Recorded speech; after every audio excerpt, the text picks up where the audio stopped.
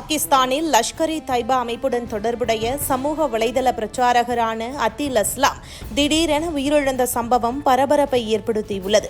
August 9ஆம் தேதி அவருக்கு மாரடைப்பு ஏற்பட்டதாகவும் அதில் அவர் உயிரிழந்ததாகவும் தகவல்கள் வெளியாகியுள்ளது. ஆனால் லஷ்கர் இ தைபா வட்டாரத்தில் ஏற்கனவே பல முக்கிய நபர்கள் அடுத்தடுத்து மர்மமான முறையில் உயிரிழந்து வரும் நிலையில் அத்தில் அஸ்லாமின் மரணமும் கவனத்தை ஈர்த்துள்ளது.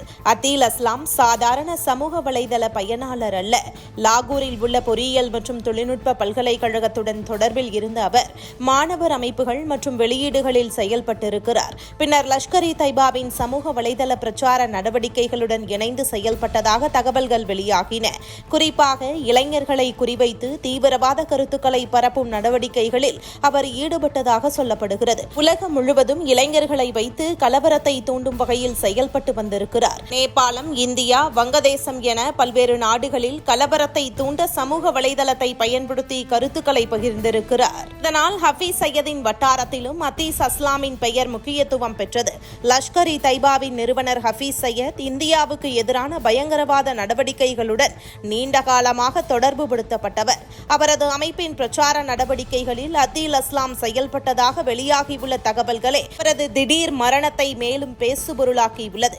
அதே நேரத்தில் இதே லஷ்கர் இ தைபா வட்டாரத்தைச் சேர்ந்த மற்றொரு நபரான குவாரி சயீத் அப்துல் அசீமும் இஸ்லாமாபாத்தில் திடீரென உயிரிழந்ததாக தகவல்கள் வெளியாகியுள்ளது.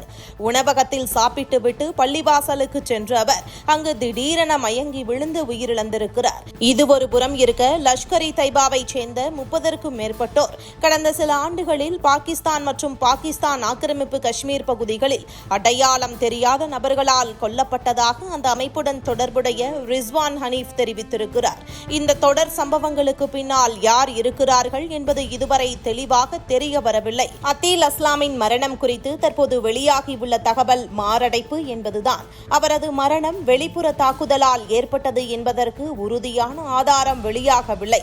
இருந்தாலும் லஷ்கர் இ தைபா வட்டாரத்தில் தொடர்ந்து அரங்கேறும் அதிர்ச்சி சம்பவங்களின் பின்னணியில் அவரது திடீர் மரணமும் புதிய கேள்விகளை எழுப்பியுள்ளது. ஒருபுறம் பயங்கரவாத அமைப்புகளுக்கு எதிரான நடவடிக்கைகள் உலகம் முழுவதும் தீவிரமடைந்து வரும் நிலையில், மறுபுறம் பாகிஸ்தானுக்குள் அந்த அமைப்புகளுடன் தொடர்புடைய முக்கிய நபர்களுக்கு அடுத்தடுத்து ஏற்படும் மரணங்கள் பரபரப்பை ஏற்படுத்தி வருகின்றன. அத்தில் அஸ்லாமின் மரணத்துடன் இந்த மர்ம தொடர் முடிவுக்கு வருமா, அல்லது பாகிஸ்தானின் பயங்கரவாத வட்டாரத்தில் இன்னும் பல அதிர்ச்சிகள் காத்திருக்கின்றனவா என்பதே இப்போது எழும் கேள்வியாக உள்ளது.